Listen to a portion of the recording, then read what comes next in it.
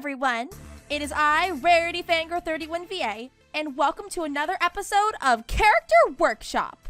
Here I take characters from any completed show, manga, movie, franchise, etc., and seeing how I would personally improve upon them. Of course, this is all 100% my own opinion, and I look forward to seeing what ideas you guys have too. Major spoilers ahead for the Yu-Gi-Oh! Zexal anime, so if you've not seen it yet and do not wish to be spoiled, come back to this video at a later time once you've seen it. With the intro out of the way, let's jump into episode 2 of Character Workshop. Now, this particular character is one I think many people often overlook or even forget exists in the world of Yu-Gi-Oh! Zexal. Then again, can you really blame them when this character's role was reduced to minor in the second half of the show?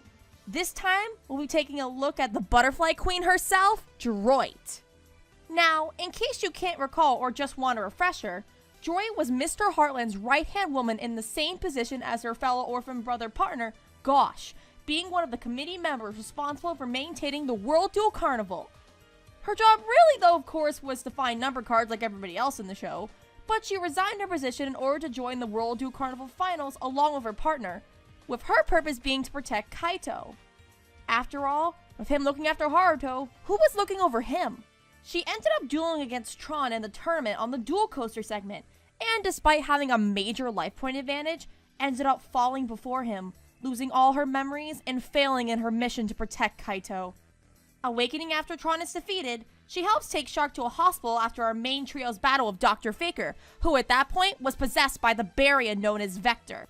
In Zexal 2, she joined Gosh on the professional duel circuit as his manager, and helped Yuma in a tag team battle against Rito and her brainwashed partner.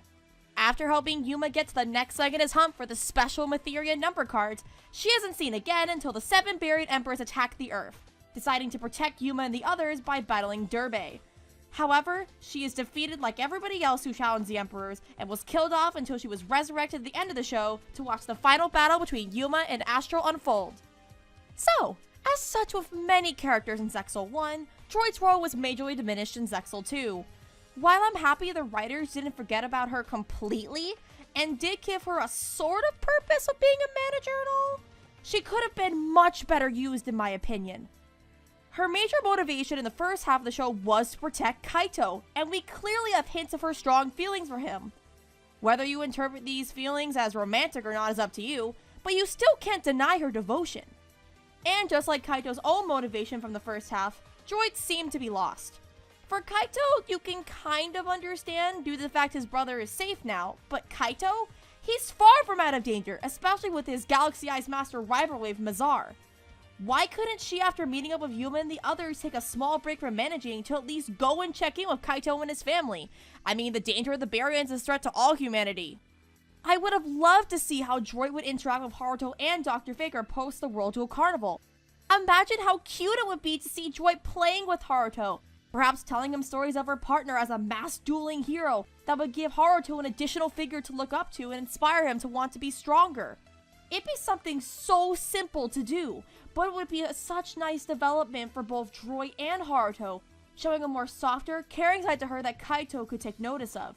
After this, perhaps Haruto leaves the area of Dr. Faker, leaving Droite and Kaito to have a conversation about his recent rivalry with Mazar, and the dangers of getting in said rivalry and getting involved in the Barians in general, reminding him of how much his health suffered while hunting the number to save his brother and how he almost died. She expresses her concern for his well-being, but Kaito being Kaito obviously says he's fine and he has to do this, for nothing but his pride and to protect the world. Droite, obviously knowing she can't stop him, offers to help him in any way she can, which Kaito would try to deny, but knows she won't back down. Droite is determined after all.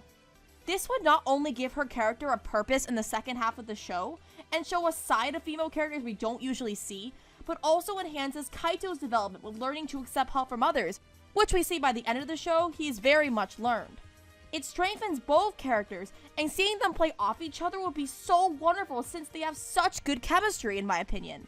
Another thing they could have done with Droite if they went along with my previous idea was have her assist Kaito during another encounter with Mazar. Perhaps Droite giving one of her cards to aid Kaito in the duel, or calling the Barian out herself and challenging him to a duel to protect Kaito as she did with Tron in the last arc.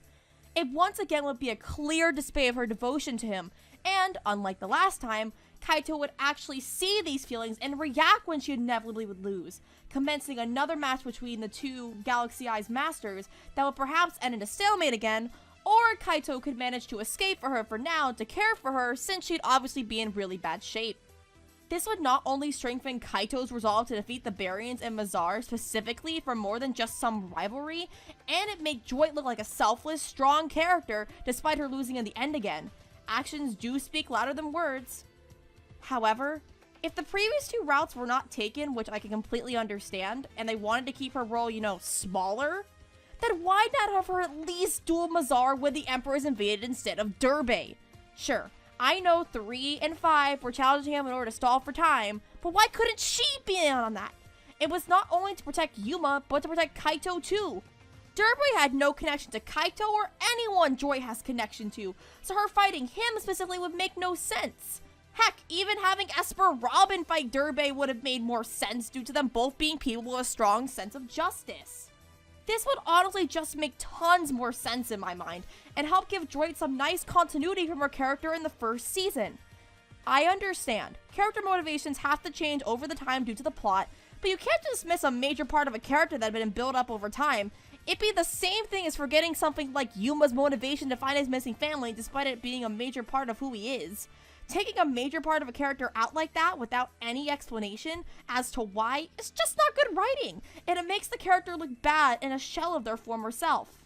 Sorry for the rant there, but you should know me by now. I love ranting. But anyway, let's try to get back on topic. Now it's time to summarize my ideas. So, have Droite, after meeting up with Yuma and the others and exchanging information, take a small break from managing and return to Heartland to meet up with Kaito and his family. Showcase her interacting with Haruto and telling him stories about Starman, inspiring Haruto to become stronger and have another figure to look up to. Kaito and Droite having a conversation where she expresses her concern over his newest rivalry, and offers to help him in any way she can, such as challenging Mazar to a duel like she did with Tron in the last arc to protect Kaito. And in the invasion of the 7 Baryon Emperors, having her duel against Mazar instead of Derbe, as it would make more sense for her character, and make for a much more interesting battle if fleshed out, with or without 3 and 5. Just like with so many characters in Zexal 1, they really dropped the ball in Zexal 2, which is such a shame. I really enjoyed that in the first part of the series, so many characters got focused, making their world feel so alive and real, but instead, the focus shifted radically to our main characters, who in most cases got completely different motivations, which, for me personally, was a bit too jarring for the way they were shown in the first half.